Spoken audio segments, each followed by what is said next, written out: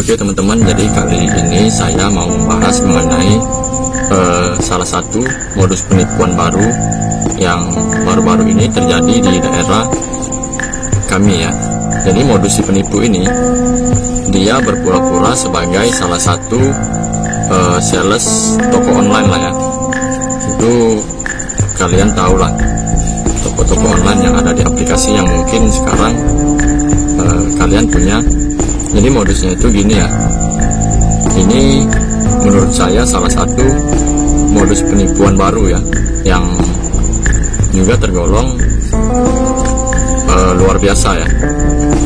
Jadi modusnya itu, si penipu ini mengaku sebagai salah satu sales dari toko online.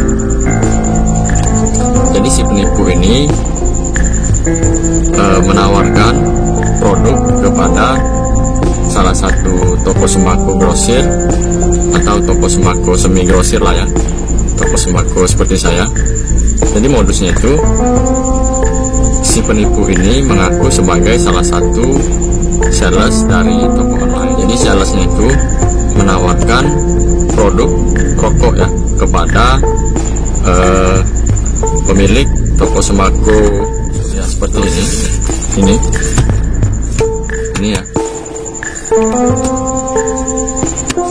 Jadi sales penipu ini menawarkan produk Surya ini sebanyak satu tim seperti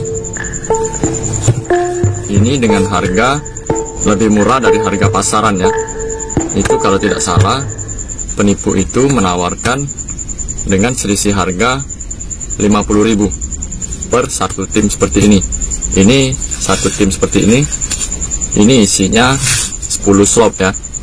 Jadi dengan selisih harga 50.000 per satu tim ini, ya tentu si pemilik toko sembako grosir ini tergiur dong dengan selisih harga 50.000 dari harga pasaran. Jadi di hari pertama itu terjadi transaksi antara sales penipu ini kepada pemilik toko sembako grosir ini. Jadi di hari pertama si penipu ini berhasil menjual kepada si pemilik toko sembako grosir ini dengan selisih harga 50.000. Nah, di minggu kedua si penipu ini kembali menawarkan produk dengan produk yang sama kepada pemilik toko sembako grosir ini. Dan alhasil di minggu kedua itu terjadi lagi transaksi dengan barang yang sama, hingga kejadian tersebut berlanjut di minggu ketiga, keempat, dan minggu-minggu selanjutnya. Nah, setelah minggu ke-7 atau minggu ke-8 lah ya, saya kurang tahu persis. Jadi si penipu ini kembali menawarkan kepada pemilik toko sembako grosir ini dengan produk yang sama, tetapi dengan jumlah yang besar, Jadi si penipu ini itu melakukan transaksi kepada si pemilik toko sembako grosir ini melalui via telepon. Jadi modus si penipu ini, dia menghubungi pemilik toko sembako grosir ini melalui via telepon dan mengabarkan bahwa ada produk yang sama seperti biasanya, itu dengan jumlah yang besar ya, dengan jumlah, kalau tadi satu tim itu harganya 1 juta lebih ya. Jadi si penipu ini menawarkan dengan jumlah 1 dus ya.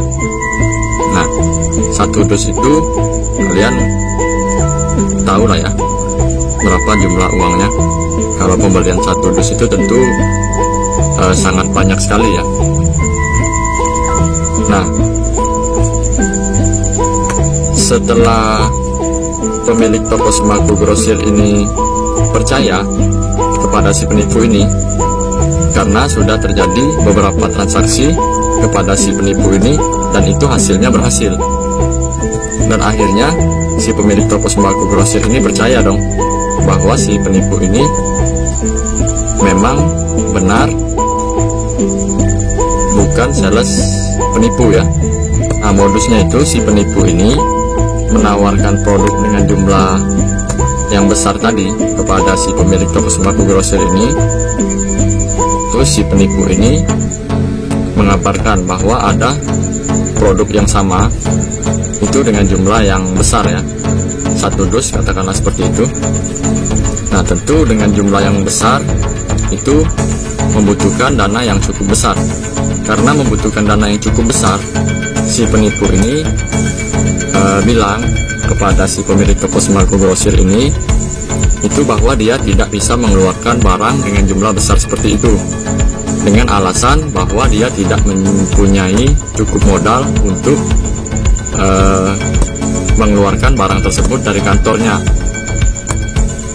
Dan si penipu ini meminta kepada si pemilik toko sembako grosir ini untuk mengirimkan atau mentransfer sejumlah uang dengan besaran jumlah rokok yang dipesannya tadi ya. Karena sudah terjadi transaksi beberapa kali, akhirnya si pemilik toko sembako grosir ini percaya dong bahwa orang ini bukan lagi sedang menipu. Setelah uang ditransfer kepada si penipu ini, setelah pemilik toko ini menunggu berhari-hari, berminggu-minggu, dan pemilik toko ini mencoba menghubungi si penipu ini, ternyata sudah tidak bisa dihubungi lagi. Nah, ini menurut saya jenis penipuan baru yang saya anggap luar biasa ya. Nah, jadi menurut saya buat teman-teman, saya sendiri atau di toko sembako saya sendiri itu saya tidak menerima barang dengan cara uang ditransfer terlebih dahulu ya. Ya, walaupun hal itu harus dilakukan, sebaiknya kita harus kenal baik dulu kepada orang yang akan kita transfer. Karena biasanya kalau kita transfer uang dulu, itu biasanya rawan penipuan ya. Dan juga hindari pembelian barang murah kepada orang-orang yang mungkin tidak kita anggap kenal. Karena bisa saja toko kalian kena kasus ya, dianggap sebagai penadah barang curian. Nah, itu sebaiknya hati-hati. Mungkin sekian video dari saya, mudah-mudahan dengan adanya video ini tidak banyak lagi teman-teman toko sembako yang tertipu dengan modus baru seperti ini ya. Dan saya ucapkan terima kasih, salam sukses buat kalian semua.